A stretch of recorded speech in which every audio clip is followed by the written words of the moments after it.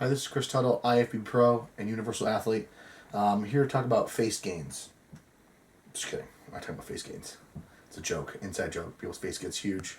Anyway, I'm going to talk about mindset. And the reason why I'm talking about mindset is I've helped a lot of people compete in bodybuilding, and there's this growing. I don't want to say entitlement, but there's this growing feeling of you put in the work, you do the work, you go through the show, and then you instantly want to be pro. You want to do nationals next year, and too many people are focusing on the end game and not the journey. And as you people know in the background, I raced motocross my whole entire life. I turned professional when I was 2004, actually coincidentally my birthday, and I earned my IFBB Pro card at nationals in 2013. And I can tell you in my experience doing both, when I first started riding, I never had an intention of becoming a professional bodybuilder. I rode dirt bikes because I love dirt bikes. I love riding. I thought it was blast. I loved it so much, I'm like, why not compete and race? That could be even more fun. And one thing led to another, and eventually, slowly but surely, working up, getting better and better, you start to grasp the idea that there actually could be a possibility that could be a reality. But that was never the end goal. I always appreciated the journey so much. And I think that's a lot what's missing today. And same with bodybuilding. When I first started bodybuilding, I had no intentions of ever becoming a professional bodybuilder. I wanted to do a bodybuilding show. I wanted to experience it. So I've always liked bodybuilding when I was a kid. And so then again, I was only focused on the journey of that first show and what to do. I think this is to a lot of the new guys out there competing and whatever you usually compete in, because it's the same type of mindset. There's thousands and millions of people who compete in whatever they do. And everybody wants to win, but there can only usually be one winner. And you got to really take a look at what you're doing as an individual to become that person who has that winning edge versus others. And I think when the get-go, when people start into a particular thing in today's day and age, everybody's worried about the end game. They'll do one bodybuilding show, and they'll do decent at a small show, and then they'll want to do nationals the next year. When in reality, that's not what they should be worried about. You should be worried about making the best version you can be and work your way up and enjoy the journey. It's not all about being a professional. Being a professional is just kind of you're on a different level we're competing with. And now I'm competing as a pro, and now I'm down at the bottom again, almost like I'm starting over as a bodybuilder.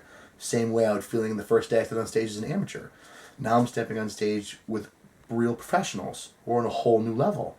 And I really wanted to tell people, you gotta live life. You gotta have a balance. But the most important thing is you gotta enjoy the journey on the way to doing what you love to do. And don't lose grasp of why you're doing this. You're not doing this to become professional. You're not doing it to become rich. Think about it. That's what happened in baseball. Like Roger Maris and Babe Ruth days, they played the game because they loved the game. And now there's a big disconnect with sports where it's all about money. It's all about baseball. It's all about money, money, money, money. It's not really about the game anymore. The best teams win who have the most amount of money, and it shouldn't be that way. And a lot of kids today will always say, "Hey, I want to be a baseball player so I can be a millionaire." No one says, "Hey, I want to be a baseball player because I love baseball." It's like, I want to be a bodybuilder because I want to be famous, or I've heard a lot of people say things like that. You should be a bodybuilder because you want to be bodybuilder, and that you like lifting weights, and you enjoy improving your physique, and you enjoy seeing the changes. That's where the direction should go. And I really feel that with more people focus on that direction of what you're doing as a bodybuilder and enjoying the journey, enjoying the meals, and enjoying challenging yourself and the trial and error, I really feel that is what will carry you to one day possibly that top amateur spot or that breaking into the pros. I really feel that that's it. In my experience in bodybuilding, when I did that myself and I wasn't so focused on destination, things started to come together much faster.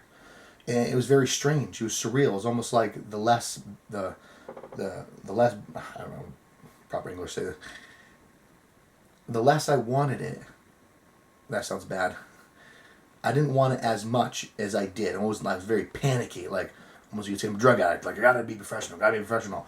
And it wasn't happening for me. And then all of a sudden when I kind of backed off a little bit, and I was like, it would be really cool to be able to take a shot at it. And things started to fall into place. And I think that people really need to you play your cards right. I look at sometimes bodybuilding and competition as war. It's a game of war. And you have to strategize your strategy in to execute that perfect performance, that perfect ride, that perfect game. And it's the same thing you got to do with bodybuilding, or whatever strength sports you're involved in. It's like it's a strategy. Going gung-ho all the time very, very, very, very rarely leads to success. It just doesn't. You know, you got to have a good strategy, a good plan, and enjoy the journey. And one other piece of advice before in closing is failure or mistakes is life's best teachers. So a lot of people who fail and they do not do well at a show or the condition comes in poor, I see a lot of people get very, very upset, kick things, get all upset. But the bottom line is like, anytime I've ever come to a show with poor condition, because it's happened to me, is I'm like, wow, this is a good learning experience. Like, wow, I know exactly what I need to do differently next time and know not to do that. It's a learning experience. It shouldn't be like, you know, spoiled brat, kick things over, oh, screw this, da da da. You know, competition could have been just flat out better that day, or you may not have been the best you could have been. But in reality, it's a teaching tool, and people fail to learn. And you got to learn and learn and learn and learn. If you're not learning, you're not progressing. If you're not progressing, you sure as hell ain't going to make it very far. And that's it.